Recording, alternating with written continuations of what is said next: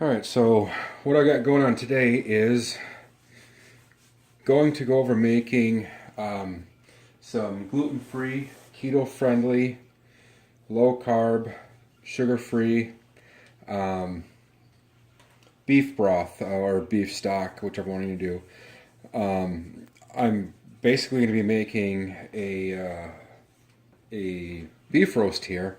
But one of the nice side effects of making a beef roast is that the juice that's left over in the crock pot you can basically use as stock, beef stock or beef broth, whichever one you want to use.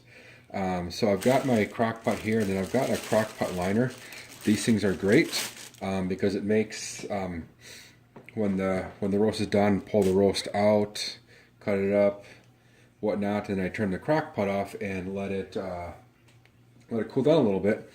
And then what I do is just take the liner out, bring it over to my sink, and inside the sink I've got a large bowl with a colander inside of it, and then I can dump the stock out into the colander, and then it will filter out the big pieces of meat chunks that are left over and whatnot, or anything else, some of the fat, bigger chunks of fat and whatnot.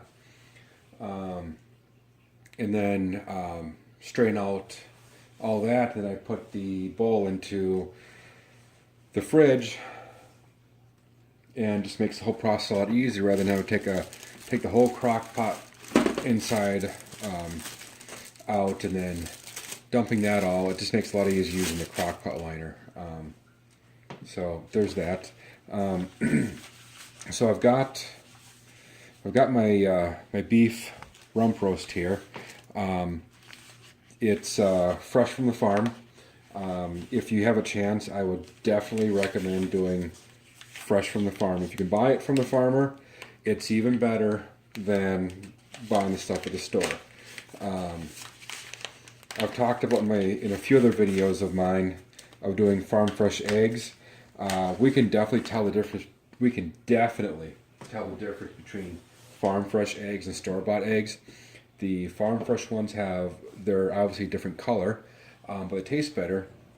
And then we had recently run out of the chicken that we had bought from the farm as well, and had to go buy store-bought chicken, and it just was not the same at all, not even close.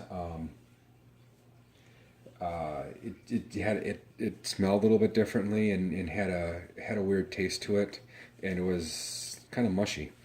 And I tried chicken from 3 different stores, and it was all about the same. It just wasn't all that great. So we doubled the amount we're going to buy of chicken this time, so we don't run out again. So got my beef roast here, and the beef roast that I have here, not only is it straight from the farm, but it's also grass-fed too. So that makes it a little bit better. Not only does it taste a little bit different, but it tastes better. It's also a little bit healthier because you don't have all the unnatural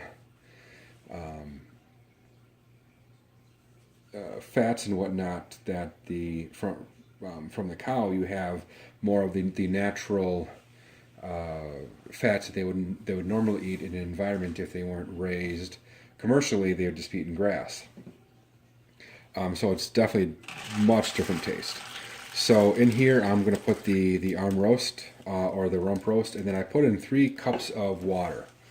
Out of the 3 cups, I probably will get 4, maybe 4.5 cups of broth. As some of the water inside or some of the juices inside the roast cook out, it will just become add to the broth. You can add vegetables to it. If you're going to go for the keto-friendly, watch out to what you add, because some vegetables will have some sugars in them, so you want to limit them. One of them would be onions. You definitely want to cut out the potatoes if you are going to be making stock out of this, and if you want to do it a keto-friendly. If you're doing it gluten-free, by all means go ahead and add the carrots and onions and potatoes, as it will just add some more flavoring to your stock. I would not add any seasoning to it though, because that's going to season your stock as well. So I'm actually not going to cook this right now because it is 4 o'clock in the afternoon, and this is going to be dinner for tomorrow. One of the really nice things about doing this and using the crock pot and doing it in the crock pot is I'm prepping it now. I'm going to put it in the fridge, and then tomorrow morning when I leave for work, put it on, turn the crock pot on for about 9 to 10 hours, and then when I get home from work, dinner's ready. Don't have to worry about prepping anything, it's all done. And then for cleanup, I just got the beef broth. So once I get this cooked tomorrow and whatnot, I'll show you the rest of the process. It's actually fairly easy. All right, so now the roast is done cooking.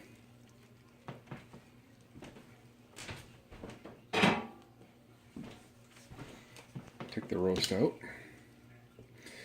Turned out to be a fairly small roast, but it's fine.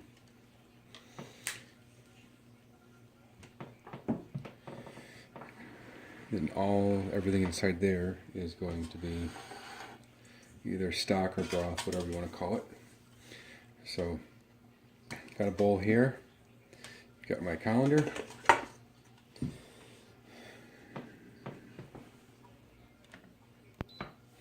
Turn the crock pot off. And here's the nice thing about using the liners.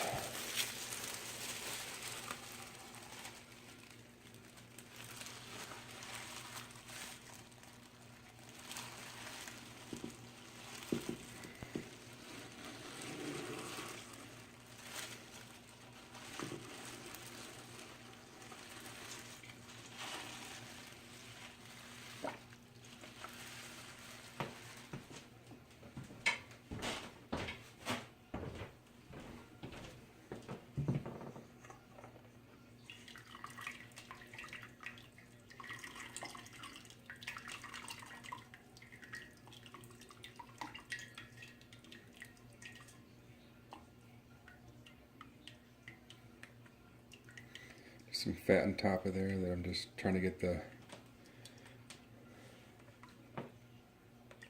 stock out.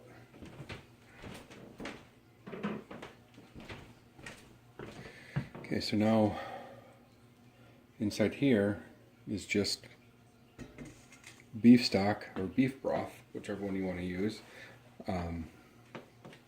See how many cups I've gotten out of there.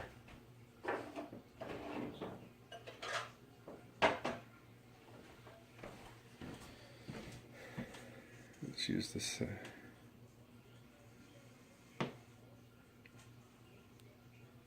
4 cups.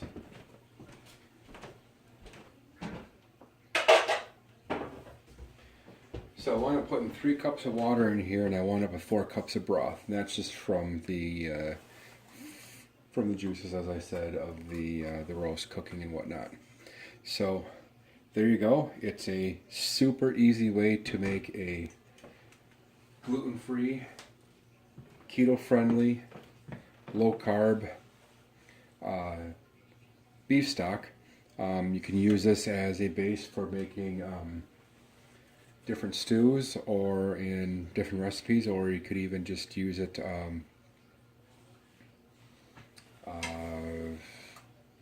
as like a soup to if you're sick, or if you wanted to get something in your system if you're following the keto diet and you want to get something in your system without consuming a lot of calories. This is an easy way to do it also. You can use just the beef stock. Now what I'm going to do is I'm going to put this into my fridge, because what's going to happen is that the fat's going to form on the top of it, and then I can scrape off the fat and throw it away. Or you can save it and you can use it for cooking, or you can just keep it in there. And then it'll kind of turn into like a gelatin, almost like, kind of like the chicken and the turkey one does. And from there I'll portion it out into 1-cup bags and then seal them up. So there you go, the easy way to do that.